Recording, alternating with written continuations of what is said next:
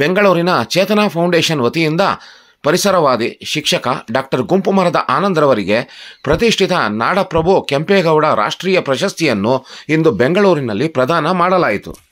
Doctor ಗುಂಪುಮರದ Anand ಶಿಕ್ಷಕರಾಗಿ, ಪರಿಸರವಾದಿಗಳಾಗಿ, ಕವಿಗಳಾಗಿ ಸಮಾಜಕ್ಕೆ ತಮ್ಮ ಸೇವೆ ಸಲ್ಲಿಸುತ್ತಿದ್ದಾರೆ. ಸುಮಾರು 28 ವರ್ಷಗಳಿಂದ ಜಿಲ್ಲಾದ್ಯಂತ 3 ಲಕ್ಷಕ್ಕೂ ಹೆಚ್ಚು ಗಿಡಗಳನ್ನು ನೆಟ್ಟು ಪೋಷಣೆ ಮಾಡುತ್ತಿದ್ದಾರೆ. ಜೊತೆಗೆ ಪಂಚಗಿರಿ ಬೋಧನಾ ಪ್ರೌಢಶಾಲೆಯಲ್ಲಿ 30 ವರ್ಷಗಳಿಂದ ಸೇವೆ ಸಲ್ಲಿಸುತ್ತಿದ್ದಾರೆ. ಹುಟ್ಟುಹಬ್ಬ, ಮದುವೆ, ಗೃಹ ಪ್ರವೇಶ ಸೇರಿದಂತೆ ಯಾವುದೇ ಶುಭ ಕಾರ್ಯವಾಗಲಿ ಇವರ ಗಿಡ ನೆಡುವ ಹಾಗೂ ಹಂಚುವ ಕೆಲಸ ನಿರಂತರವಾಗಿದೆ. ಇವರ ಸೇವೆಯನ್ನು ಗುರುತಿಸಿ ಕರ್ನಾಟಕ ಸರ್ಕಾರ ಪರಿಸರ ಮಿತ್ರ ರಾಜ್ಯ ಪ್ರಶಸ್ತಿಯನ್ನು ನೀಡಿ ಗೌರವಿಸಿದೆ. ಇದಲ್ಲದೆ ವನಸಿರಿ ರತ್ನ ಪ್ರಶಸ್ತಿ, ಸಾಲುಮರದ ತಿಮ್ಮಕ್ಕ ಹಸಿರು ಪ್ರಶಸ್ತಿ, ಪಬ್ಲಿಕ್ ಹೀರೋ, ಜಿಲ್ಲಾ ರಾಜ್ಯೋತ್ಸವ ಪ್ರಶಸ್ತಿ, ಉತ್ತಮ ಶಿಕ್ಷಕ ಪ್ರಶಸ್ತಿ, ಪರಿಸರ ಬ್ರಹ್ಮ ಪ್ರಶಸ್ತಿ, ಯೋಗಿ ಸೇವಾರತ್ನ ಹೀಗೆ ಹಲವಾರು ಪ್ರಶಸ್ತಿಗಳನ್ನು ಪಡೆದಿದ್ದಾರೆ.